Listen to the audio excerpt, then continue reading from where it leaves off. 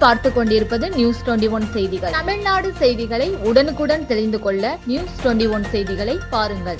ராசிபுரம் அருகே பெண் சிறப்பு உதவி காவல் ஆய்வாளர் பணிசுமை காரணமாக மாரடைப்பால் மரணம். நாமக்கல் மாவட்டம் ராசிபுரம் காவலர் குடியிருப்பில் வசிப்பவர் காமாட்சி. இவர் ராசிபுரம் அடுத்துள்ள பேலுக்குறிச்சி காவல் பெண் சிறப்பு உதவி காவல் ஆய்வாளராக பணியாற்றி வருகிறார். இவருடைய கணவர் விஜயகுமார். இவர்களுக்கு விஜயரதீஸ் என்ற மகனும் காஷினியா என்ற மகளும் உள்ளனர். இந்நிலையில் இவரது உடல்நிலை குறைவு காரணமாக 1 மாத காலமாக விடுமுறை எடுத்ததாக கூறப்படுகிறது. இதனை அடுத்து அவர் பணிக்கு வந்தபோது அவருக்கு தொடர்ந்து இரவு பணி வழங்கப்பட்டுள்ளது. இந்த இரவு பணி சுமை காரணமாக தனது உறவினர்களிடம் என்னால் வேலை பார்க்க முடியவில்லை, அரை நேரம் விடுமுறை கேட்டால் கூட விடுமுறை தர முடியாது என்று ஆய்வாளர் கூறியது தனது உறவினரிடம் கூறியுள்ளார்.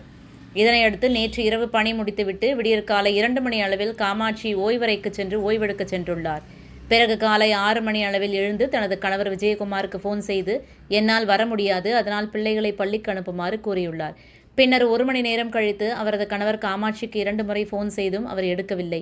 இந்நிலையில் 11:30 மணி அளவில் ராசிபுரம் காவல் கண்காணிப்பாளர் விஜயகுமாரை தொடர்பு கொண்டு உங்களது மனைவி இறந்துவிட்டார் என்று கூறியதை அடுத்து தனது உறவினர்களுடன் காவல் நிலையத்திற்கு சென்றார். அங்கு அவர் இறந்து கிடப்பதை கண்ட அவரது உறவினர்கள் இவர் பணிச்சுமை காரணமாகத்தான் இறந்துவிட்டார், அவர் இறந்தும் ஏன் அரசு மருத்துவமனைக்கு எடுத்துச் செல்லவில்லை, அவ்வளவு அவருக்கும் முதல்வர் சிகிச்சை அளிக்கப்படவில்லை என உறவினர்கள் அங்குள்ள காவல்துறையிலும் கேள்வி எழுப்பினர்.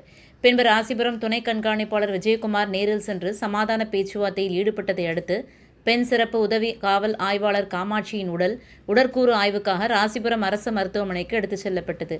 உடை மாற்றும் அறையிலே பணிசுமை காரணமாக உயிரிழந்த பெண் சிறப்பு உதவி காவல் ஆய்வாளர் மரணம் அங்குள்ள சக காவல்துறை அதிகாரிகளுக்கு வேதனை அளித்துள்ளது. நியூஸ் 21 செய்திகளுக்காக ராசிபுரம் செய்தியாளர் ஸ்ரீனிவாசன்.